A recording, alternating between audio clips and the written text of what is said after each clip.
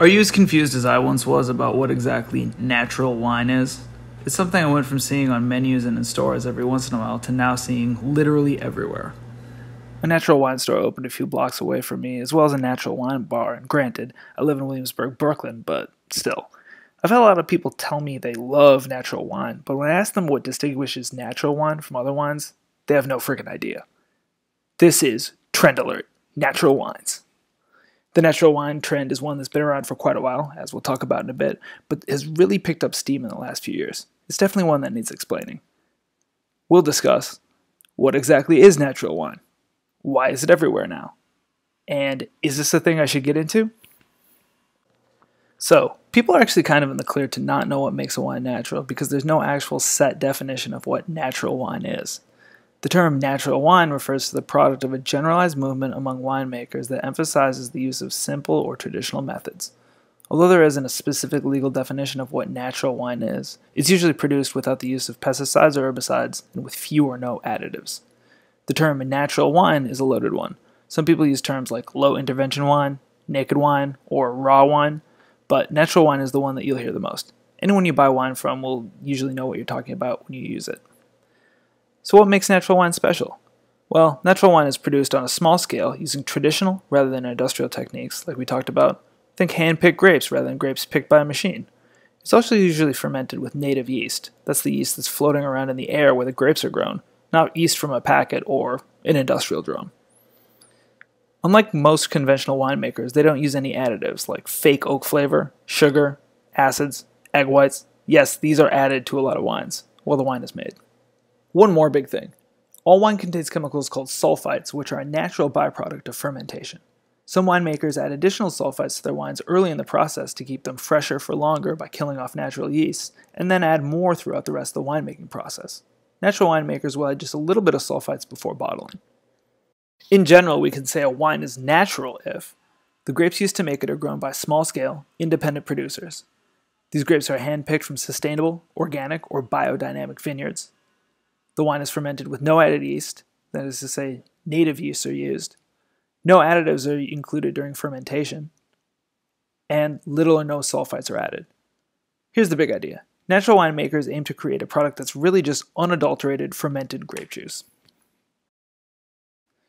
Then there's the taste. It's decidedly unwine-like. When you taste a natural wine, there's a noticeable difference from the flavors you'd expect from a regular wine. There's also a difference in the aroma and appearance as well. Natural wines are known for, get ready for some descriptors, tastes that are generally funkier, gamier, and yeastier than what you'd expect, as well as a cloudy appearance. You'll also notice a less fruity scent, and instead one that smells almost like yogurt or beer.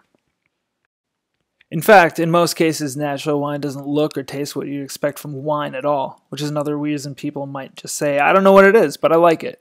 In fact, some natural wines taste more like a sour beer or kombucha than what you'd expect from wine. In other words, it's, funky. That word is extra cringy, but if you've had natural wine, it does make sense. Here's some examples of popular natural wines. There's orange wine, which is a white wine that's made in the manner red wine is usually made. The grape skins and seeds stay in contact with the juice during fermentation. Orange wine uses ancient techniques and is popular in Friuli, Italy, and the neighboring country of Slovenia. Then there's another one you may have heard of, Pétillant Natural, aka Pet Nat. This is a sparkling wine that uses the oldest known method of making sparkling wine, where the wine finishes fermenting in the bottle, which causes it to carbonate with a natural spritz.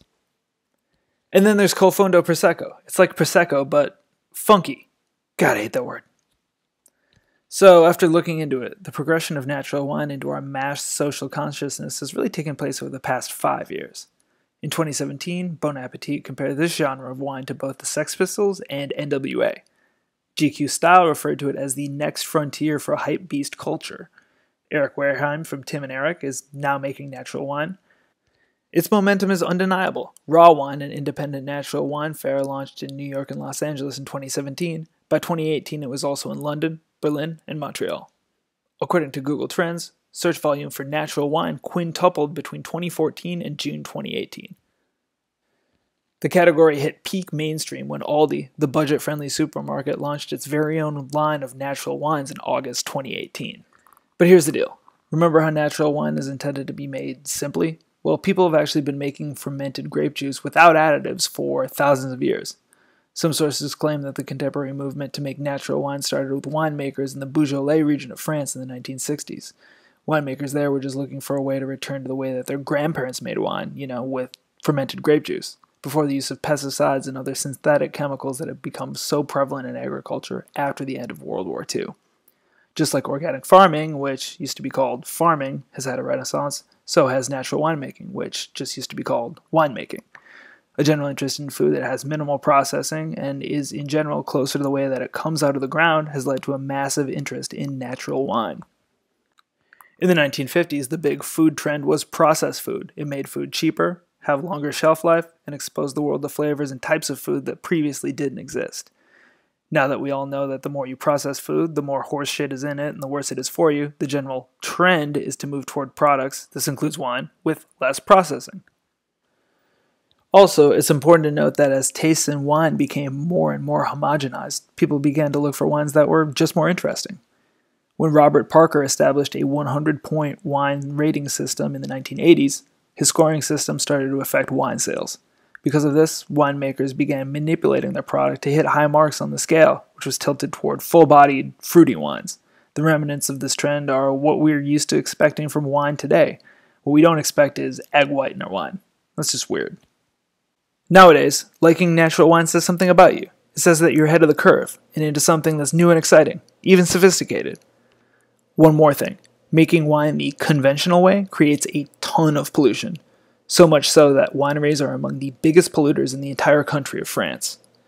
As people have become more and more conscious of climate change, making wine in a less impactful way that's closer to nature is seen as another reason to choose a natural wine. So, should you get into it? Should you seek out natural wine? Should you become the natural wine guru of your group of friends? In other words, is it natty wine time? I don't know. Why not?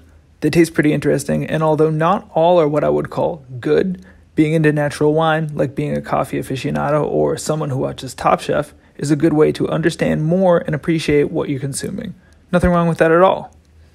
Could you even enjoy natural wine while watching Top Chef? That's right, you could.